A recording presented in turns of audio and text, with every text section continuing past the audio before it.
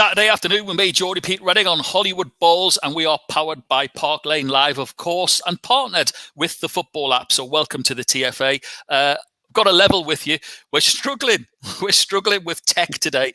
Barry, our guest from the Dub Pistols, is on the tour bus. He's so rock and roll. He's having problems with sound. Our very own George from TFA, hopefully, is joining us fresh with his new sound. George, are you there?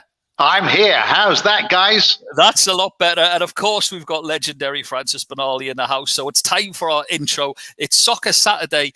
We've been expecting you. We're definitely shaken, not stirred. And with a couple, well, one at least, of Her Majesty's heroes in the house today. It's time for today's mission.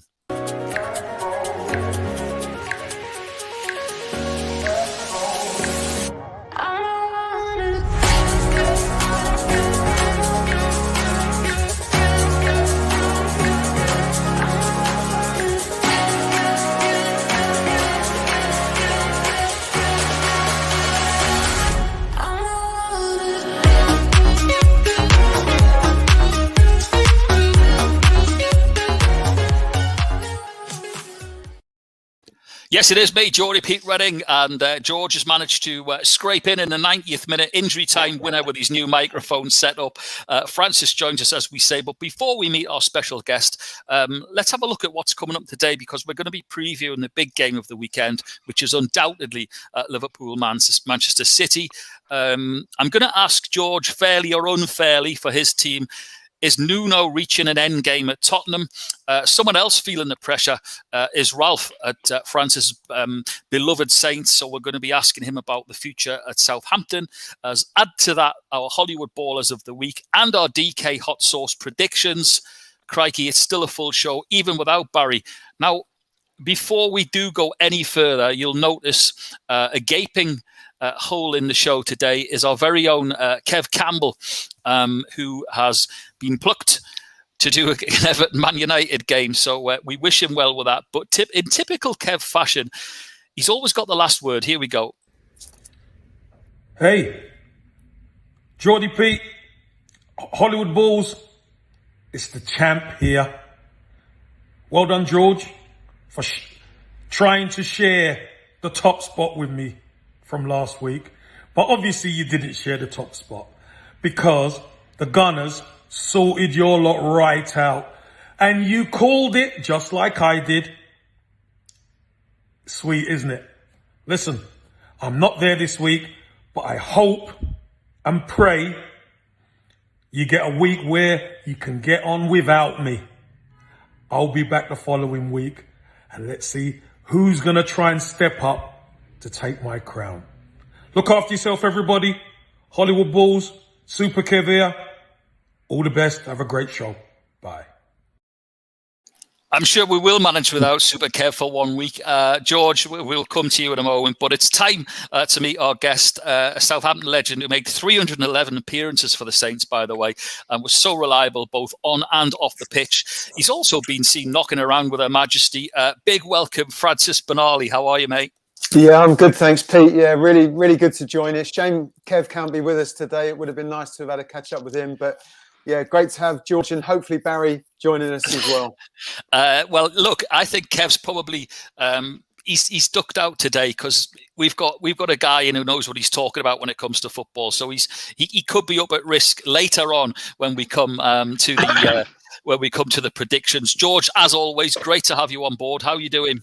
Yeah, great to be here, Francis. Absolute pleasure and an honour, sir. Oh no, really looking forward to it, George. And yeah, I'm hoping there won't be too many tricky stump questions that you're going to throw my way. I'm sure there will be, mate. Oh dear me, Francis. Oh dear. It'll be the toughest. It'll be the toughest 45 minutes you've had, mate. I tell you. Yeah. Keep smiling. It won't last long. Oh dear. Listen, we're gonna start with you as we always do with our guest. But you were super talented as a youngster, but you were a forward, right? I was, Pete. Yeah, it was. I was a little bit of a late starter in a football sense. In some ways, you know, football for me was always in the playground with my mates, in the streets with my friends, and up the park, really. So I didn't play for an actual structured team until I was about 13. And it was then that I got picked up by Saints by a scout sort of within a year. And before long, I was sort of signing as you did back then, as an associated schoolboy at 14 years of age. And wow, up until then, it was just loving all sport. You know, I wasn't great academically at school, but loved PE, loved cricket, loved rugby, football, whatever sport was going, you know, I'd take part in it. And obviously football was always my real passion. I love the fact that you say, you know, for most of us mere mortals and fans, that it started in the playground. I mean, we all had dreams. I think I was Kevin Keegan, Beardsley and Chris Waddle all rolled into one. But you know, I mean, it was a stratospheric. You went to England Youths and you actually scored on your debut, didn't you? Yeah, you know, as you mentioned, it was as a striker then. And I think what gave me an advantage, guys, was that, you know, I was pretty big and physically strong for my age. So I was quick, big. That gave me an advantage over a lot of the other kids sort of as teenagers.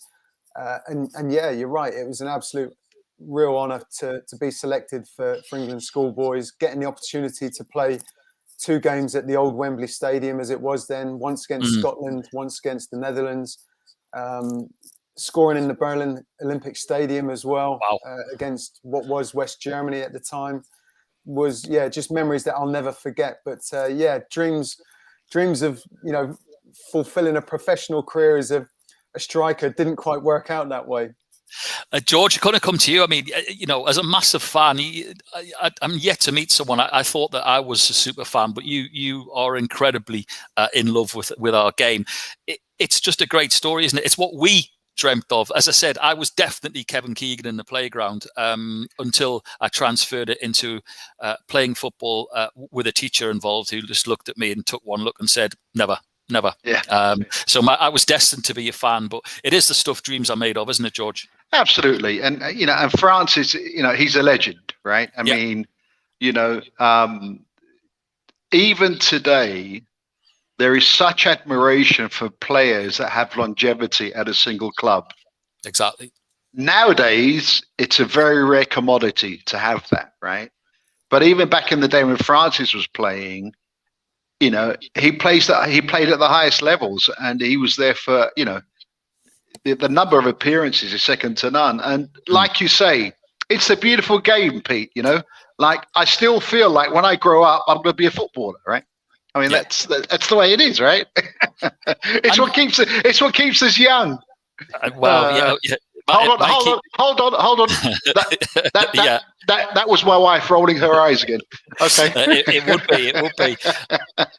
But again, as well, you know, if you look at players, Francis, that have stayed at their club. I mean, Matt Letizia is another one, and I mean, Big Al to some extent, although he did start out down on the south coast, but he chose to come back to the Toon.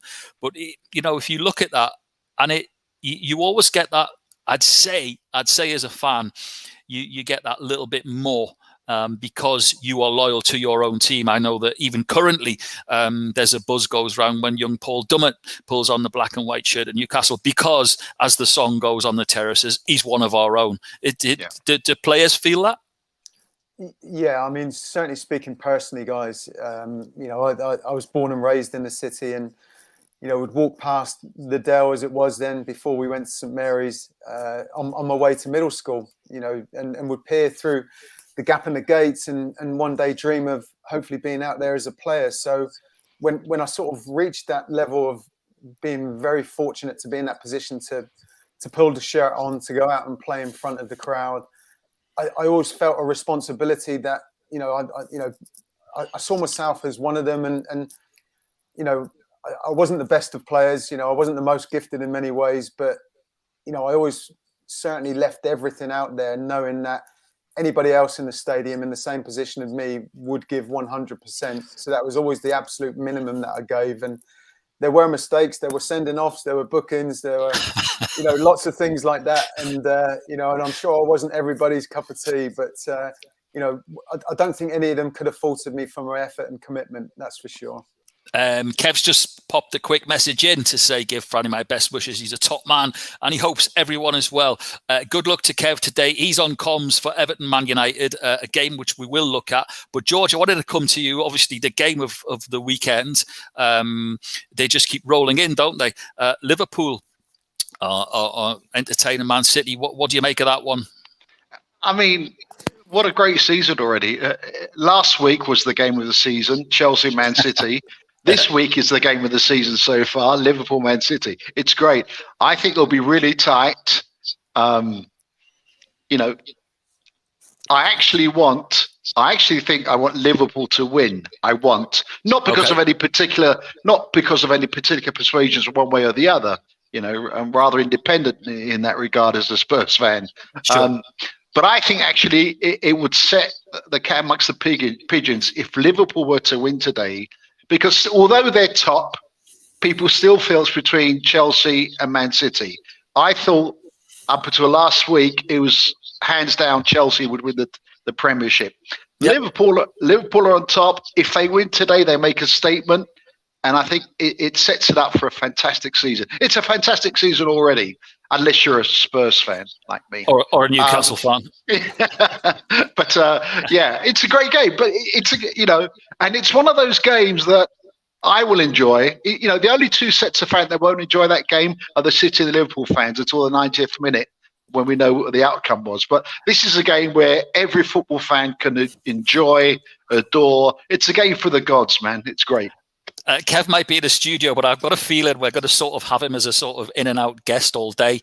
He said, George, game of the season was at the Emirates last Sunday. Oh, dear. Oh, dear. Yeah. The good thing is that I've got the button. So listen, it is. And I wanted to come up to Francis and ask him because, I was saying to George just on yesterday evening show that for the media, it's a very difficult to sort of pinpoint who's starting the best because everyone's straight away they're out the traps fast. But it's early doors, isn't it? And I was looking at Chelsea and thinking, yeah, no one's going to touch Chelsea. It's Chelsea for me, and I was thinking that. And then Liverpool. But then you see Manchester City go and give that performance away from home, and you think, oh, hang on. So it is all about settling down into a pattern, isn't it? Yeah, we all realise, guys, that it's a marathon and not a sprint, isn't it? And it's great to see, as George just touched on that. That there's so many different possibilities and people's views. I think this season is going to be one that it's just not a 1 or 2 horse race. It's there's so many that are in the mix, and it's not just sort of top 4 now. There's 6 or 7 sides that would be having a real good go to probably sort of getting that sort of Champions League sort of places. But you're right. You look at how Manchester City performed. I was actually covering the game last weekend against Chelsea on some co-coms on radio, and right literally from the kickoff, they were at it. City were at it. They put Chelsea on the back foot. They were absolutely outstanding. Bernardo Silva was just running the show. They turned the tables, didn't they, with that pressing game? Oh, for sure. And I wouldn't have called it necessarily that they would have been so dominant in a way. And the game just came to life when City did score, because all of a sudden then Chelsea came out from that little bit of a defensive setup, and it was almost like an open end-to-end game, which was great to watch for a neutral. But yeah, this game at the weekend, Liverpool City is going to be a close one. I agree with George. It's going to be a fascinating game, one that no one will want to take their eyes off, and one that I'm probably just going to tip. My gut feeling is that Liverpool might just edge this one really closely. It's fantastic. Can't wait to see it. As in Everton Man United, I'm going to come to. But I wanted to ask Franny this. We were just talking about loyalty, but I've got to ask you with a tongue firmly in the side of my cheek. Did it raise eyebrows when good old Harry swapped one South Coast team for another? Did it raise eyebrows amongst the players as well? I mean, obviously the media and the fans were all over it, but it was a bit of an anomaly, wasn't it? I mean, it's never really been done. Yeah, I guess you're obviously talking about. I'd actually retired at this point, so I wasn't at the club as a player, but I mean, it was a huge talking point down here for Harry as he was then to be Portsmouth manager to then join Saints was. Yeah, quite an unusual one in some ways, and it didn't obviously work out particularly well. So yeah, I mean, it's one of those things that there's a rivalry down here on the South Coast, like there is with many teams. I think ours is fueled even more by the fact that we don't really play one another on a regular basis. That seems to sort of fire that rivalry even more whenever there's an opportunity to play one another. It's a funny one, because I was going to mention a certain player that played for Sunderland. I mean, there's a couple that have made the Tyne and Weir transition with great success, both sides as well. But two that stand out for me were Paul Bracewell, who literally was a Sunderland stalwart, signed for Newcastle, eyebrows were raised, hadn't scored a goal in quite a few years, scored on his Newcastle debut against Southend. That was it. Legendary status. Bracewell did well, of course. Barry Venison was another one, a pivotal point of our promotion season, and of course, likewise, David Kelly at Newcastle, who went across to Sunderland, came on as a substitute for Sunderland at Newcastle, and still got a round of applause, even in a red and white shirt. So it can happen. I think, in my opinion, probably Harry is the only one that would try and get away with that, right? There were one or two players that sort of crossed over a little bit. I remember Alan McLaughlin, bless him, fabulous midfielder. He made that transition. There was a few others as well, but I think if it was somebody like myself or Matt Letizia or something like that, from a Saints perspective, that was a move that would never ever happen, I don't think. No, it's it's almost an unwritten law about the game. If you have a certain disposition towards your club, like Francis, it would be God himself, whichever God you believe in or otherwise, we're politically correct. God couldn't make Francis go to Portsmouth in a million years, right? It's a way that some players are made when you understand the context of the relationship they have with their own club. Yeah. Definitely. It's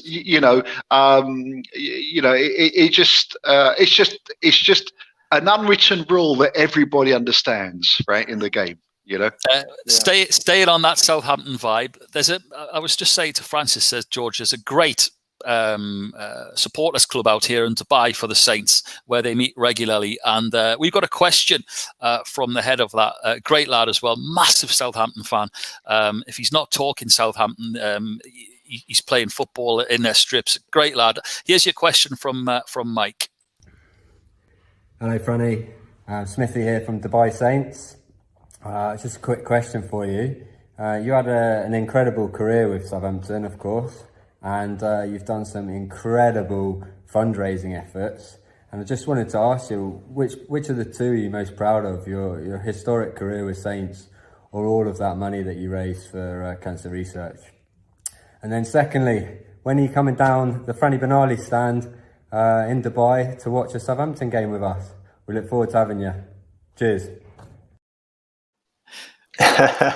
Amazing that their area in the bar is called the Franny Benali stand here in Dubai. So fantastic. It's a stand I should make the effort to go over and visit one day, certainly. Good question, by the way.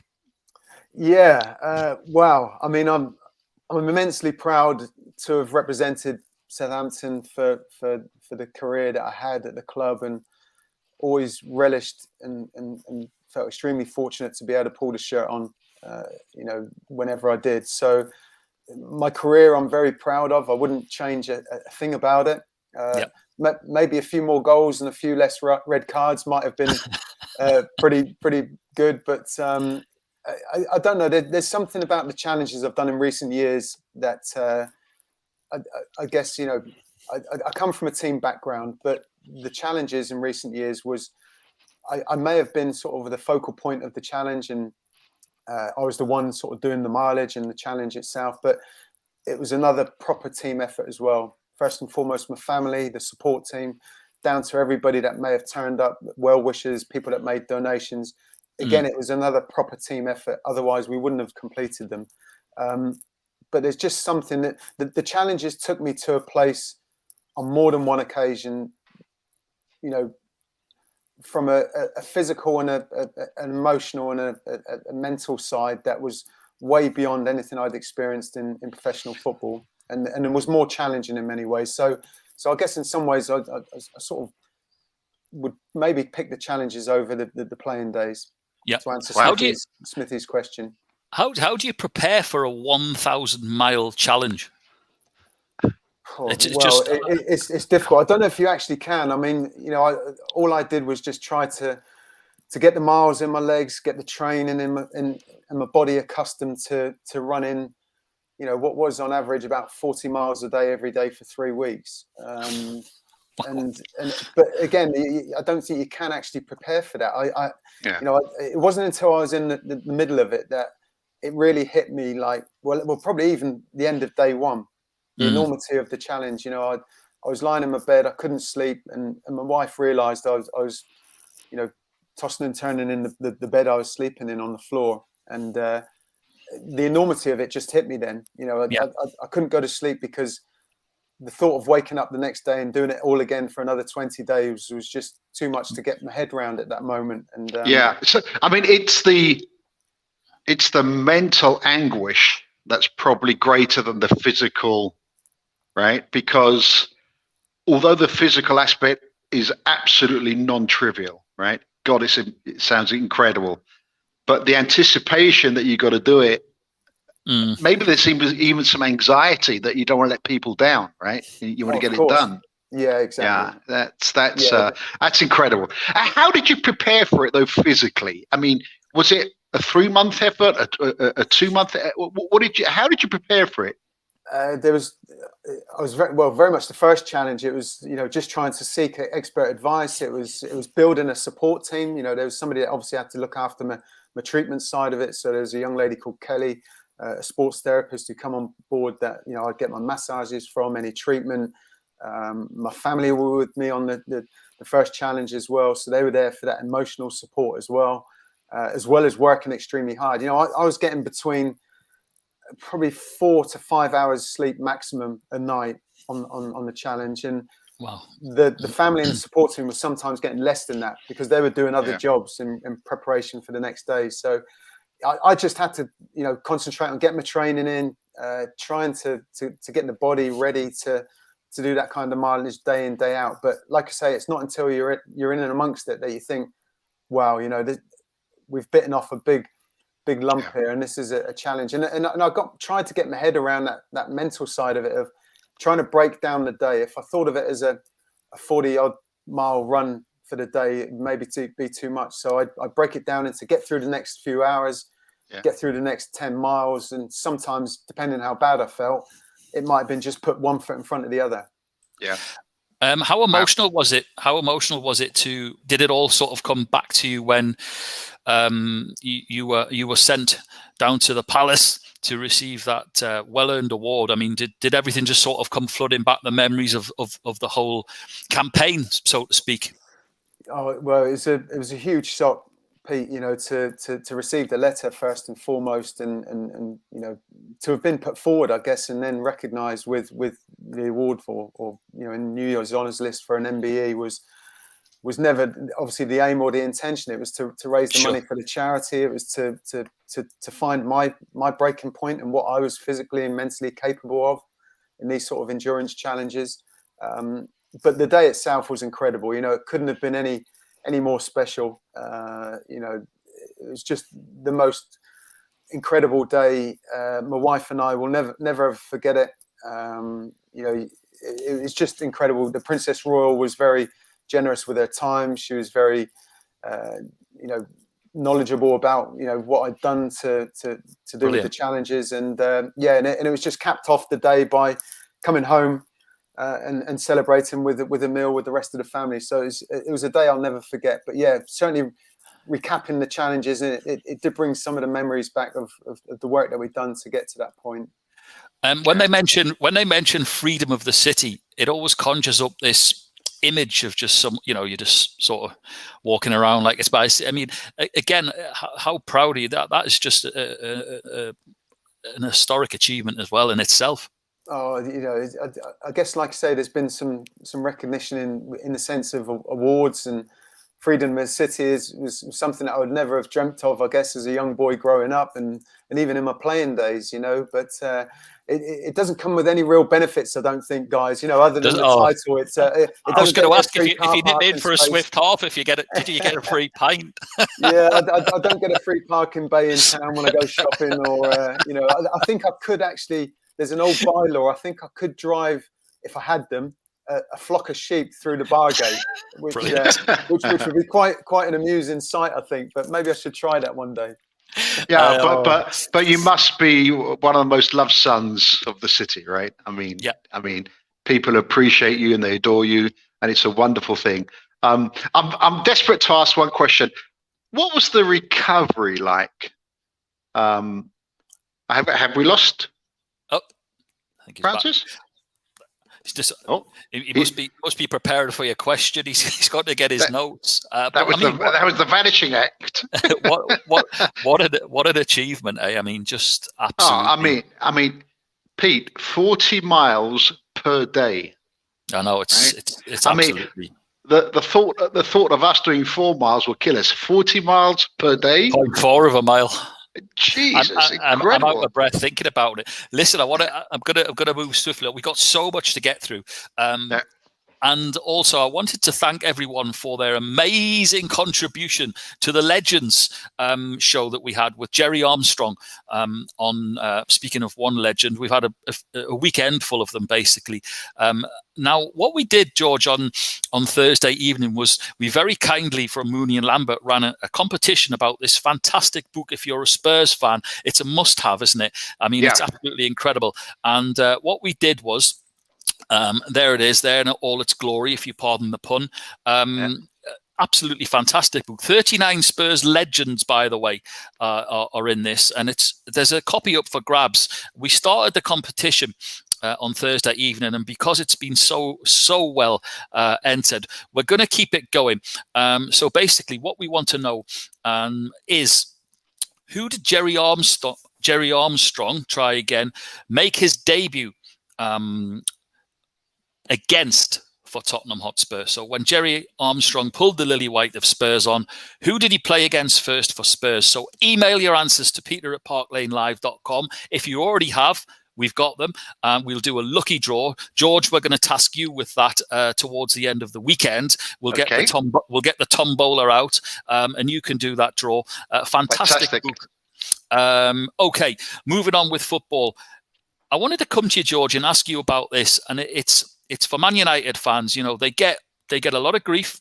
A lot of people have a go, oh, it's Man United. They get penalties. They get this. They've got Ronaldo. Ronaldo scored and he rescued them, something we've touched on this week, in the Champions League. But by the way some of the media are going on, George, you'd think Man United had got beat 2-1. I mean, that's what he's there for, surely. He's rescued again. I think the context, and it's important to understand the context here. The context is that United under Ole have not been great in the Champions League. Okay. Yeah. So this was a must-win for them at Man United, right? They went 1-0 down, and the opponents were much better than Man U, right? So I think there was that anticipated pressure, and that was built on. Man U equalised, and at the death, Ronaldo scored. But that's what he's there for, to your point, right? Yeah. So instead of being tremendous relief, there's almost as if there's more pressure on Ole because they were lucky on the balance of play to win the game. In that regard, Villarreal deserved something from the game, if not a victory. I thought they were the better team.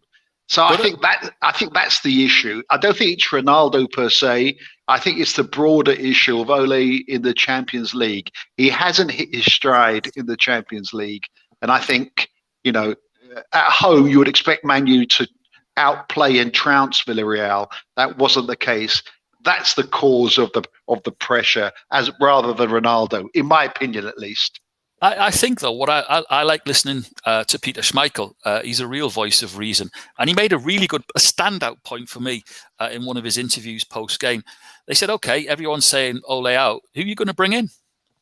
You know, he's succeeding where other big names, by the way, have dragged their heels. You can't. Yeah, I think it's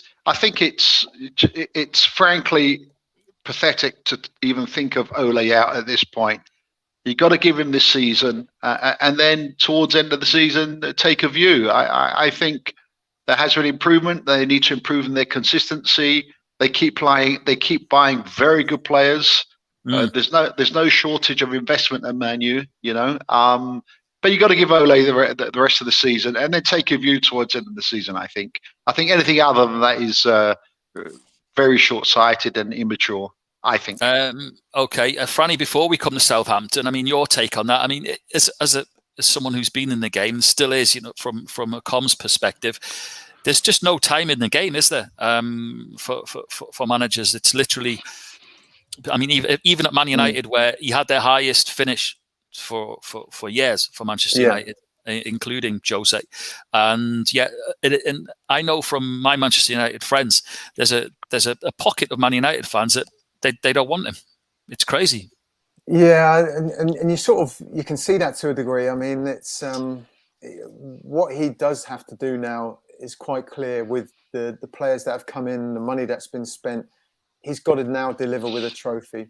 They can't have another season where they don't win anything.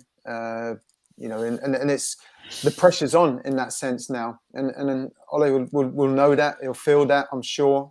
At the same time, I'm sure he's got that support from within the club. It seems he's been given that quite clearly. When maybe in other times, you know, the manager, he may have been moved on at some point, but I like to see it with clubs, you know, to a degree. Yes, okay, you need the right person in there. That goes without saying. But, you know, I don't like this chopping and changing. We've seen it with clubs like Watford and things like that. You know, they almost changing, you know, the manager almost like we do pairs of socks. So, yeah, it's a huge season for them. And one that they're certainly going to be in the mix for sure. I'm going to stay with you because your old club, Southampton. In my pre-show notes, I've got Southampton are struggling, but they're still a point better than my club. But it's not it's not ideal currently, is it? No, it's not where we wanted to be. I mean, one thing that Ralph Hasenhüttl definitely had to do was somehow stem the flow of goals that they were conceding, like they did last year. They were conceded the second most amount of goals, only second to West Bromwich Albion. They've obviously lost the goals in a player like Danny Ings going to Villa now. So there's key factors there that they've got to make some adjustments and you know some move forward with. Really, we've seen the defensive side improve. We've had, you know, some good clean sheets against West Ham United at St Mary's, and then more so than the 0-0 at the Etihad with Man City. So the disappointing thing was for anyone connected with Saints was that they never followed that up against Wolves last week with a victory or even a point. They've got to get that win on the board. They got a huge test against Chelsea today, and they could potentially be going into the international break without that first win of the season still. So it's not all doom and gloom, but we need that first win really soon. Yeah, I mean, Freddie, I agree with that. It's not doom and gloom. Listen, played Manchester City, didn't lose. Played Man United, didn't lose. In fact, they should have won that game against Man U. Southampton were by far the better team, right? You know, it's early doors still in the season. So you've played two of the biggest clubs. You haven't lost. Last week was a disappointment. There's no doubt at Wolves. I get that, right?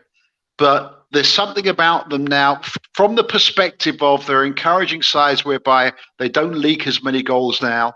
If they can keep that up, you know, the game, you know, the hardest thing in the game, as we all know, is scoring a goal, right? That's the fear I have for Southampton, you know. And that's where we've been sort of short a little bit recently, George, isn't it? You know, it's you know, Adam Armstrong's come in and he started great, scoring that wonderful goal at Everton. Obviously, Saints came away with nothing that day, but you know, there's who's going to be that player now. I think with the combination of being more defensively strong, it's just taking a little something away from the creative side of the team at the moment, and it's getting that balance right, which is going to be the challenge for Saints. I think I will say this: if they get something out of the weekend's game against Chelsea, then you know you can reflect and say, "I played Chelsea, City, and Man U, and I haven't lost." You know, that's got to be positive. You know. So let's see how it goes. Interestingly enough, Franny, I watch Newcastle most weekends, but Southampton have cropped up in my schedule a lot, so I've had a lot of time to watch them. They play well, and interestingly, like you say, funnily enough, it's a mirror image of Southampton and Newcastle at the minute. They're struggling for goals. And as you said, with Wolves, Newcastle went to Watford, should have won about 4 or 5-1. They outplayed them. It was like incredible. It was like Barcelona at the peak, almost. Newcastle were fantastic, They did. They play good football, but again, didn't put it away. I know. And as far as George saying that you didn't get beat on there, it's still that worry if you're going into the international break without that first win. Newcastle at Wolves today, for instance. And again, though, Franny, with Newcastle, I know you've seen a bit of them. It's a case of Jekyll and Hyde, who's turning up. Yeah, it's for any side, isn't it, guys? It's finding that getting into your rhythm, getting into and finding that consistency really. And it probably doesn't help, with internationals and things like that. It feels like from a Premier League perspective that you're getting your team and you're getting into the season a little bit, and then you're losing that momentum, I guess, if you like, and players are coming and going if you've got international players, and it doesn't sort of almost help the domestic program in some ways for clubs. But yeah, every single team is going to go through that roller coaster of a season. It's like we've touched on already. It's certainly, I always used to think of it from a player's perspective. Just don't get too carried away with if things are the negative in the press or the supporters are on your back and things like that. And at the same time, when things are going quite well, don't get too carried away with the success that you have at that moment. It's just trying to focus, keep that level plane and know that you're going to be in it for the long haul. But at the same time, for any teams that are down near the bottom, not letting any gap open up, especially early on in the season. Somebody like Norwich, for example, they've got to stay in touch with people. Yeah. I think the adage is don't get too high with the highs, don't get too low with the lows. Exactly. You have to keep it. But the incredible thing about the beautiful game is how momentum and confidence can change so quickly.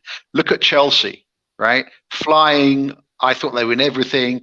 They've got 2 defeats now, and you've lost a bit of momentum and you lost a bit of confidence on the ball. You saw that in their last game in Europe at Juventus, right? It's a beautiful game. Things can change, in a heartbeat. Well, I hope it's beautiful this afternoon for all concerned. I could certainly do with cheering up at 3:00 on a Saturday. George, I'm going to come to you because we've got our baller of the week hero on or off the pitch in the world of football. Who've you gone for this week? I've gone for Silva, Man City, primarily because of the performance against Chelsea last week. Outstanding.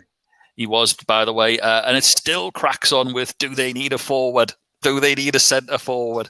Okay, great stuff. Francis, as it's your debut, have you got a baller, a hero of the week for us? I'd like to almost maybe choose 2. I'm split between 2 in a way, guys. As much as it pains me to say it, I think Raul Jimenez's goal last week against my team, Southampton, just for him and the journey that he's been on with that horrendous injury he had.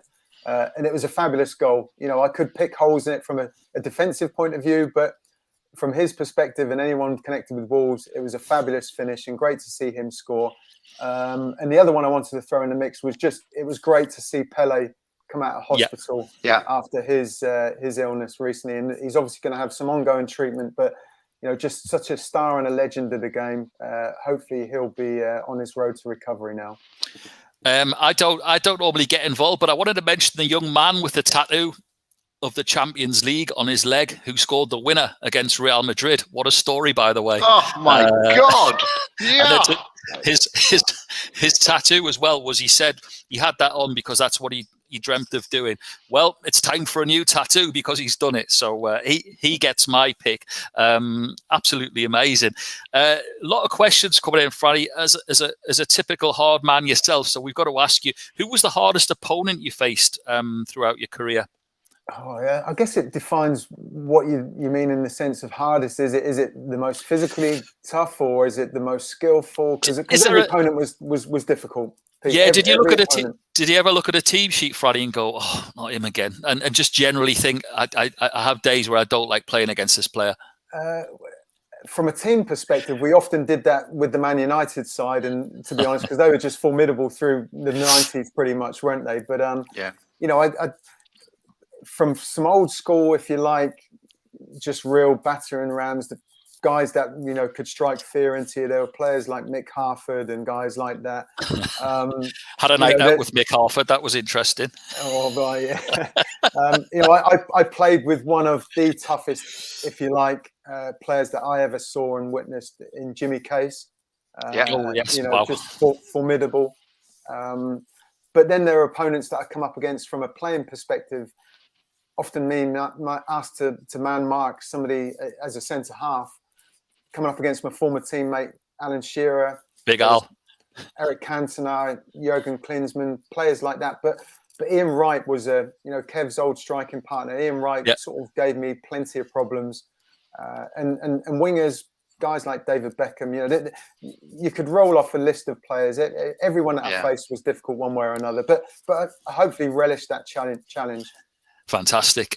Big Al used to. Wow. It was said that Big Al could literally be fouled yet still win the free. He would foul but still win the free kick, right?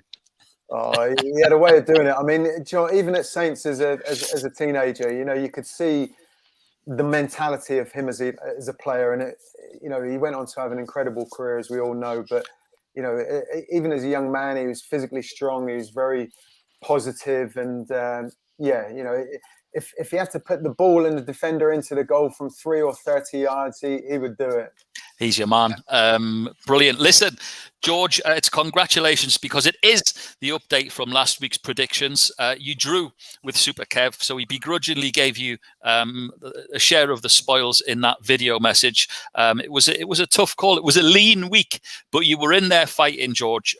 So well done to you. And again, for Danny Kwang, the hot sauce stays safe for another week. Is there anyone that can challenge our guests? Wow. Maybe today's the day. As always, we're going to go with guests first. It's our pick of 5 top games. We had a disgruntled Everton fan on last week saying, "Where's the Everton prediction?" It's a roster. Everton will come round, and funnily enough, they're first up. So hopefully we can get a result out of that for you. Guests first. So Franny, Man United, Everton. Yeah, I'm a little bit torn on this one. You know, Everton, I think, are missing Calvert-Lewin and Richarlison, aren't they? So I think that takes something away from them. But I've got just a feeling that this one's going to pan out with a draw. I'm going to go for a 1-1 draw on this one. Okay. George, what have you got for us? I'm going to go for a Man U win. Close game, 2-1. 2-1. Okay, in the house today, we've got our own hot sauce, Danny Kwang. As I say every week, he's only in it for the fun, so don't be moaning at me saying, "Oh, he owns he runs the competition," and it can't be rigged because no one knows what the scores are. Lee Cosgrove's in from Manchester, Man United fan. Adrian Bevington, he loves it. Congratulations, by the way, go to Adrian Bevington in his new role as director at Hartlepool United. So massive congrats to our Adrian, a huge supporter of Hollywood Balls as well. He's in the house. And Mick Maguire, good friend of mine from London, huge Spurs fan. He's in as well. Okay, I've gone 2-0 to Man United. Danny's gone goals crazy. He's gone 3-2 to Everton. Lee's got 3-1 United. Adrian's got 2-1 to the Red Devils. And Mick's got 2-0 also. Okay, back to Franny. Brighton against Arsenal. Yeah, Brighton have had an incredible start, haven't they? And my former teammate at Southampton, Graham Potter, great to see him doing well down along the south coast. I think maybe this sort of run's got to come to some sort of end, and Arsenal are looking pretty good at the moment, aren't they? Getting things together a little bit now. So I'm going to go for a 2-0 away win for Arsenal. Okay, great stuff. George? I've gone for a 1-1 draw. I was going to say, you couldn't take the Arsenal 2 weeks running, could you? No, you wouldn't be allowed. You wouldn't be allowed back in London. Okay, so I think it's a great game. And similarly, I've gone 2-1 to Arsenal. Danny Kwang, he's got goals galore today. He's gone 3-2 to Brighton. That would be a cracking game. Lee's gone 2-1 to Brighton. Adrian's got a 1-1 draw. And Mick Maguire has got 3-1 to Arsenal. Okay, Francis. Hold on. Has Super Kev not given you? I think he's letting us all. No, I think he's letting us all have a week where he says someone else can win. So fair play to him. Right. Next up for Francis, for our guest, it's West Ham going well against Brentford going well. Cracking game in prospect. Oh yeah, all these fixtures are just they're so mouthwatering, aren't they? You wouldn't mind watching any of these games. Another close one, I think. This one, incredible to see Brentford starting so well, but I think West Ham will just have the edge on them on this one, and I'm going to go for a 1-0 victory to West Ham United. Great stuff, George. Great season for Brentford, but my admiration for West Ham under David Moyes. 2-0 West Ham. 2-0 to West Ham. I've gone 2-1 to the Hammers. Danny Kwang's gone 2-1 to West Ham. Lee's gone 2-1 to Brentford. Adrian's taken 3-1 to the Hammers. And Mick Maguire's taken 2-1 as well. Okay, George's team. Don't worry, Franny, you can say what you feel. It's Spurs against Villa up next. Yeah, I'm probably he's going to dislike me even more now, I'd imagine, after this.